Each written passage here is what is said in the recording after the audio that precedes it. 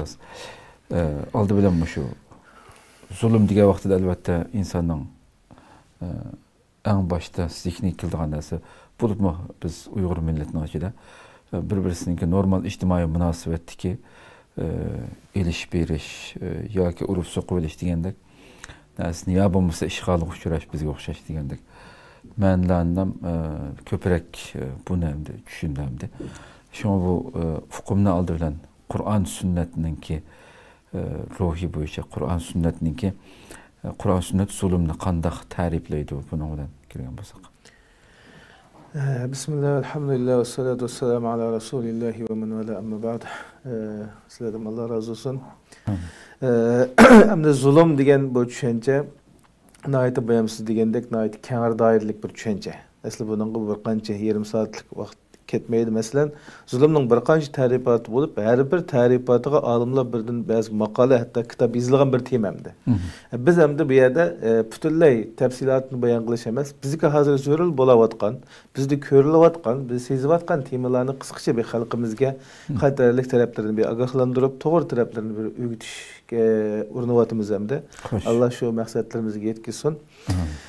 Zulüm degen asli gap bu Arapça söz hepde. Biz Müslüman boğanlık sebebimizden nurgun kelimeler Kur'an ve hadisinin lafzı itibarıyla bizge şu lafzı boyunca kirgen emdi. Zulüm degen hakkının hakkı tecavüz kılış degen boldu. Biz uyg'urlashtirgan vaqtida başkalarının hakkıga tecavüz kılış. Mesela bunu mesela Allah'ın hakkı tecavüz kılış, başkalarının hakkı tecavüz kılış. Özünün hakkını bilmey özü qanday qilib qilish, tajovuz qilib qilish degan bo'ldi. Lug'atda arabchada bir narsani o'rniga emas, o'rnidan boshqaga qo'yib qo'yishga zulm deb ishlatilgan. Masalan, asli sizlarningki menga berdi, sizga berdigan menda bir pullar bo'lib qolsa, sizga bermay boshqaga ishlatayotgan bo'lsa, buning o'zi nima bo'ldi desa, zulmning qatoridan bo'ldi. Lug'at e'tiborida.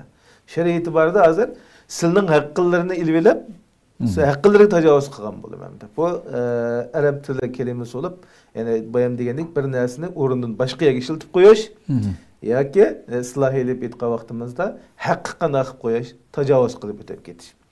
Endi bu zulm masalasini Alloh subhanahu va taolo nurg'un o'rinlarda nihoyat sezgir holatda bayon qilgan. Dastlabda aytib isaq, masalan, Payg'ambarimiz Muhammad Mustafa sallallohu alayhi va sallam hadis quddusi orqali Alloh subhanahu va taoloning bizga degan sözünü bayan kılıyordu. Allah subhanahu wa ta'ala hadis kuddisida Peygamber sallallahu bayan kılış. Ey bendelerim, ya ibadi, inni harramtu zulme ala nefsi. Men zulümni üzemgim haram kıldım. Men hiç kandak bir insanga, hiç kandak bir bendige, hiç kandak bir canlılık kandak kılmayma, zulüm kılmayma. Bu zulümne hatta sizlerinin oturanlarımı haram kılıp çekildim ki bir sonraki kandak kılmalar. Tezalemu, bir sonraki zulüm kılışmalar. deb Al-Qur'on. Va yana shu Alloh subhanahu va taolo Qur'oni Karimda la tahsabannallaha ghafilan amma ya'malu zolimun. Ba'zi boshqalarning haqi tajovuz qilgan zolimlar meni bilmaydi, Alloh bu ishlarimizni xabarsiz deb o'ylab qolmasin. Biz barliq narsalardan qanday qilamiz, xabardor bo'lamiz deb bu vaqtda Alloh subhanahu va taolo Qur'oni Karimda bayon qilgan. Va yana shundaqla zulm haqida bir oyatda inna shirka la zulmun azim. Bu oyatning kelib chiqishida, masalan, yana bir oyatda "Velem yelbisu bi imanihim zulmen." Yani özlerininki imanıga özleriga zulmni alıştırmagan kişiler hakiki mümin bolalar degan bir oyatning ta'rifati bayon qilingan vaqtida oyat Peygamber İslam'dan sahabeleri biz özümüzge bu zulm qilib qolamiz-go. Biz bazı haqqı yamonga vaqirab qolamiz bolalarımızga, bazı günah ma'siyatlarni qilib qolamiz deganda Allah subhanahu wa ta'ala bu ayet arkalık hakiki en çoğun zulüm nima şirk, yani Allah'ın hakkı qanday qilish, tajovuz qilishda bayon qilgan. Demek hem de Kur'an-ı Kerim'de zulüm hakkında nurgulluğun ayetler var. Peygamberimiz Muhammed Mustafa sallallahu aleyhi ve sellem'nin bir hadisini bayon qilsa, Peygamber İslam hadisinde zulümden saklananlar.